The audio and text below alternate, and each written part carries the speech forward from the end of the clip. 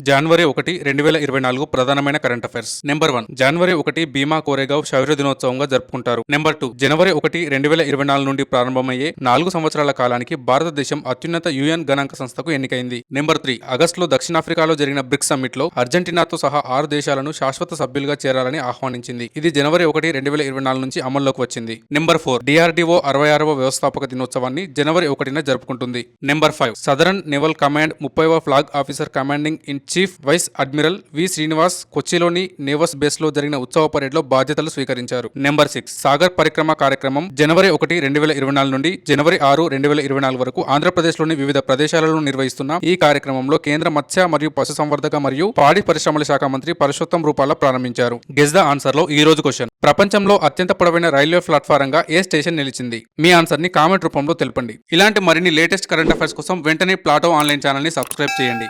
Thank you.